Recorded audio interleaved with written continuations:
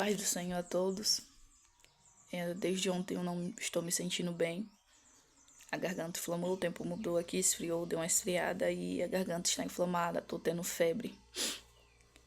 Passei a noite com febre, são 2 noites já de febre. Mas dando graças ao meu Senhor por mais um dia, porque até aqui o Senhor tem me sustentado, tem cuidado de mim, da minha família, estamos bem apesar, das dificuldades. Estamos bem e eu posso perceber o quanto Deus tem cuidado de nós nos mínimos detalhes. E não tem como não agradecer a um Deus tão poderoso, tão cuidadoso, um Pai tão zeloso como o nosso Deus é, né? Temos lutas, quem é que não tem, né? Passamos por muitas adversidades, passamos pelo deserto, pela tempestade, mas sabendo que Deus, Ele é o dono da tempestade. Ele comanda o deserto e Ele traz calmaria em meio às adversidades. E o mais interessante disso tudo é que Ele passa conosco. Lá quando João, Tiago e Pedro, os discípulos estão ali no barco, né? E Jesus está dormindo. Jesus, enquanto o homem, ele ficava cansado e ele vai dormir na proa do barco. E sobrevém ali uma grande tempestade, né? E os discípulos acordam. Jesus ali, agoniados. Mestre, não te vens que vamos perecer? É incrível a calma que o Senhor tem naquele momento.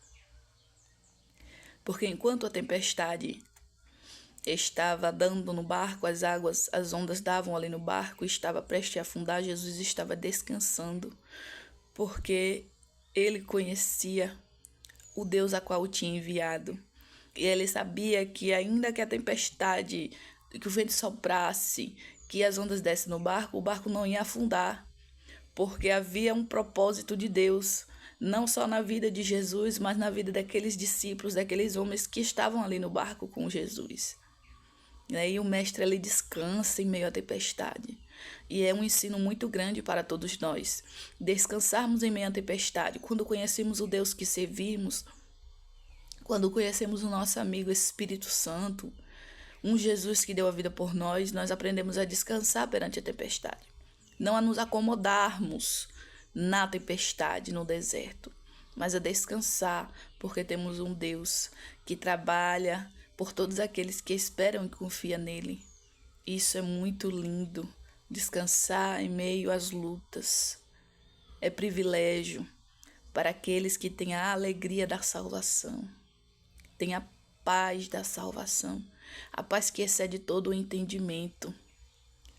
E é loucura para quem ouve, porque não entende o que é essa paz.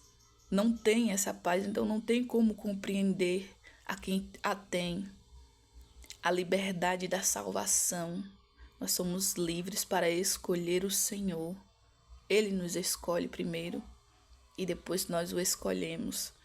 E é tão gratificante, é inexplicável essa paz, a paz da salvação.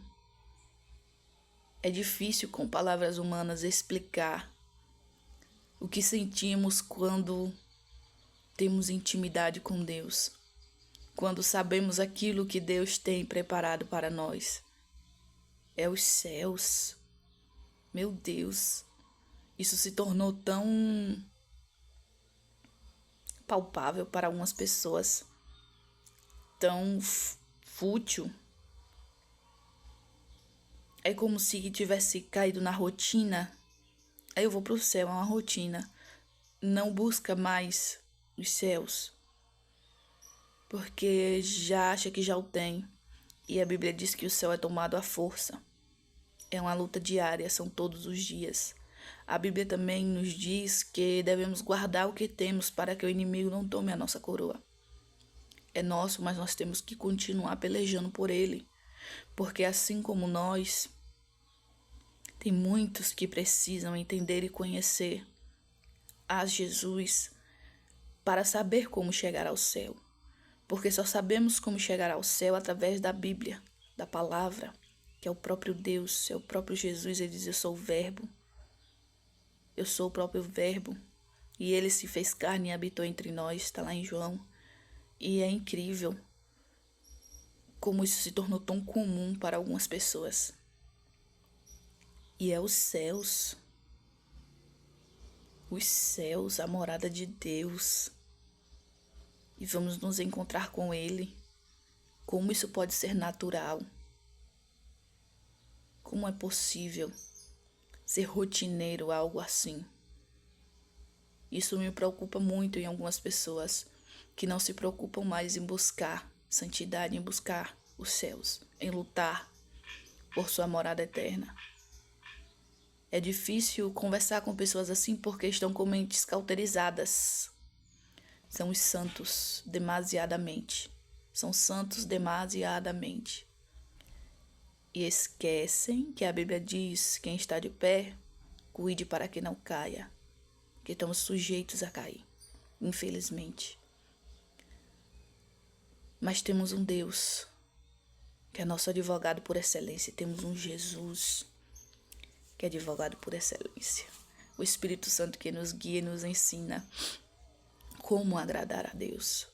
Então devemos estar em todo o tempo buscando a presença do Espírito Santo, revestimento do Espírito Santo, para podermos entender e compreender como devemos agir para agradar a Deus. Essa deve ser a nossa rotina. Isso deve ser rotina para um crente. Conhecer e prosseguir em conhecer ao Senhor, em agradá-lo e fazer aquilo que é bom aos olhos de Deus e não aos nossos próprios entendimentos, a nossa própria sabedoria, porque nada temos se do alto não vier. Se o Espírito Santo não nos instruir, não nos der, nada temos. Então devemos buscar em todo o tempo ao Senhor, porque Ele é digno de honra e de glória. Amém?